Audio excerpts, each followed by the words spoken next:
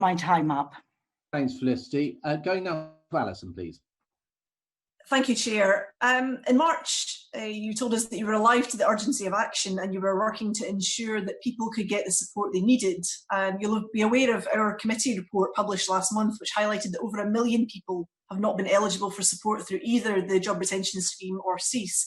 Can you honestly tell us today that you're satisfied that you've done the best you can to support those whose livelihoods have been affected? Yes, Alison, I would say I know there will be people out there who feel that they have not got help in the exact way that they would have liked to. I completely understand that. I sympathise with that and indeed I apologise for it. We took the decisions we did, not all easy decisions, so that we could help as many people as possible, as quickly and as fairly as possible. And I do believe we did succeed in that aim. That doesn't mean that there are people who, as I said, feel that they should have been treated in a different way. As I've said previously, there are lots of different things out there that people can access for support. It's not just the self-employment scheme or the furlough scheme, whether it's loans or mortgage holidays or changes to our safety net, council tax grants, etc. All of which I hope will make a difference. But I understand why people feel that way. I mean, this really isn't about people not having the support they would have liked. My inbox, and I'm sure my colleagues in the committee, all of our inboxes are absolutely crammed full of ordinary people, tradespeople, taxi drivers, beauticians, freelancers. Some of them have had no support at all. That's correct, isn't it? I mean, there will be some people who have not been able to get the help in the way that they would have liked to get it. I mean, Taxi Drivers Association, I think, were actually quite positive and complimentary about the self-employment scheme in particular, but it's not the support they would have liked. They've not had support at all. Well, I obviously don't know the individual circumstances of every single person, but as I said, for those who are renting, we've strengthened the local housing allowance with billions of extra pounds to make sure that rents up to the 30th percentile are covered. For those with mortgages, we've instituted standardised mortgage holidays, which now those aren't about incomes, though. Not about protecting mortgages are taking advantage of. We've strengthened universal credit. We've provided small business loans for people who have businesses. So there are lots of different ways. We've provided cash grants for small businesses, business rate holidays. So there's lots of different things that have happened.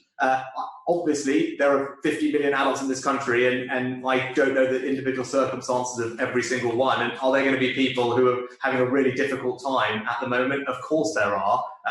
There's no way I can make sure that every one of 50 million people is completely unaffected by this. It would be unrealistic to expect otherwise. But I do take some comfort in the results and the analysis that we published alongside the statement last week, which showed a distribution analysis of how household incomes have fared during this crisis. And what that analysis very clearly shows is that those in the lowest income deciles of household income have had their incomes on average protected the most. So is what we've done completely perfect? Absolutely not. Has it impacted absolutely everybody? Obviously not. But in general, on aggregate, it has helped a lot of people, and the most vulnerable, those at the poorest in our society, have been helped the most. There are now almost a third of members of Parliament that are members of the excluded UK APPG, which I am pleased to co-chair. Will you listen to the concerns raised by the APPG? Will you meet with the APPG? And will you look now to find ways of addressing the people that have been missed? Again, I echo and repeat what I've said before. I've explained why we've made the decisions that we've made. We've put in place various different things. I've listened to people all the way along. I've had questions multiple times in Parliament, from the media, speaking to many stakeholder groups. But at this point, we are now looking forward. We're not looking to introduce new things for the past. We're now looking to try and protect, create and support jobs for the future. And our focus is on delivering the policies that we announced last week, given, as Angela pointed out to us, we have a pretty distressing set of economic forecasts to contend with. We have many people who are at the risk of losing their jobs, and while we're throwing all our energy now at trying to protect as many of those jobs as possible, create new ones and support people to find those new opportunities. That's what our energy is.